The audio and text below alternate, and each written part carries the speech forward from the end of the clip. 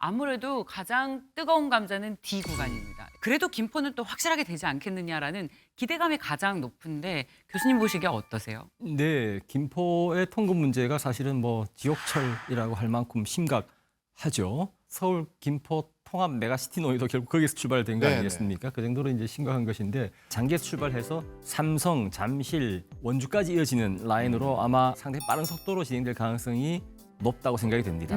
또 지하철 5호선도 지금 이제 정차역을 거의 마무리 위치를 선정해가고 있으니까 빠른 속도로 해결될 수 있다고 보여집니다.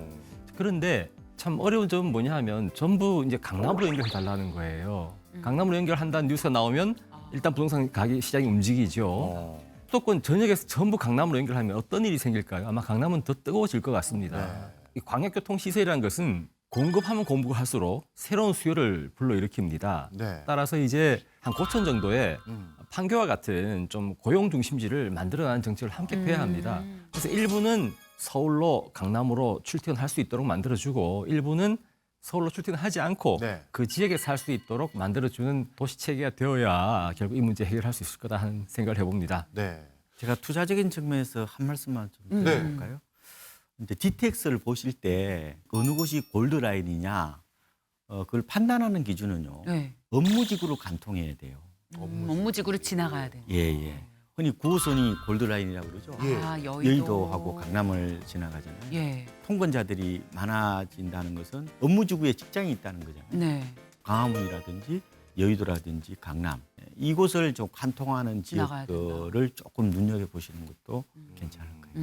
말씀을 쭉 듣고 보니까 GTX라고 해서 전부 다 호재도 아닌 것 같고요. 네. 또 역사적으로 봤었을 때 오히려 그 개통되고 났더니 집값이 오히려 뭐 그렇게 떨어지는 그런 현상들도 있다고 하는데 역사적으로 어떤 데가 더 떨어졌는지 또 어떤 데가 좀 주요하게 올랐는지 구분해 보면 우리가 많은 시사점을 얻을 수 있을 것 같은데요. 네. 그 오히려 개통되고 났더니 주춤합니다라고 하는 노선들은 어디였습니까? 제가 기억하기로는 2011년에 신분당선이 개통이 됐거든요. 예.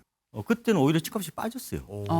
흔히 말하면 이제 삼성법칙이라고 있습니다. 예. 이길성자 할 때 삼성법칙인데 계획을 발표하고 착공하고 완공될 때마다 부동산의 내재 가치가 높아지는 거잖아요. 네네. 그죠? 아무래도 교통이 좋아지는 거니까. 그런데 이게 항상 맞지가 않아요.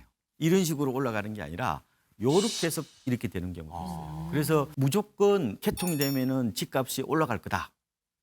그렇게 믿는 것도 조금 위험할 수가 있어요. 예. 그래서 공급 과잉이라든지 또 수도권에 있는 주택 수요가 지방으로 또 내려갔잖아요. 또 금리가 또 오른다든지 여러 가지 그런 변수 때문에 우리가 흔히 생각하는 삼성급칙이 안 맞았단 말이에요. 그래서 너무 일률적인 어떤 그런 하나의 뭐 기존에. 도식을 가지고 예. 부동산을 바라보면은 잘못하면 실수할 수 있어요. 그러니까 오를 것 같아서 막 몰려서 버블이 형성이 됐는데 네. 제자리 가격을 찾아가는 경우가 있다. 맞습니다. 그러면요 수혜를 받을 지역과 좀 피해야 할 것 같은 지역을 네. ABCDF 구간에서 네. 집어서 설명을 해주십시오.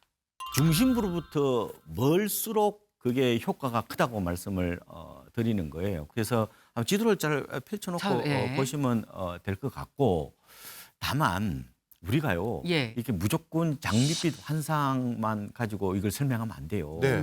파주에서 삼성까지. 5천 예. 원이면 하루에 10,000원이잖아요. 예. 예. 한 달에 원이요, 20만 원이잖아요. 예. 뭐 부부면 40만 40만 원이잖아요. 그 돈이 조금 부담이 될 수가 있고요. 예. 그리고 대심도로 또 내려가야 돼요. 그 자주 지하철처럼 안 온단 말이에요. 예. 그래서 이게 과연 우리가 기대하는 정도의 집값이 확 오를까라는 부분에 대해서 한 번 더 생각을 하셔야 되고요. 두 번째로는 시간적 거리가 단축이 되잖아요. 네.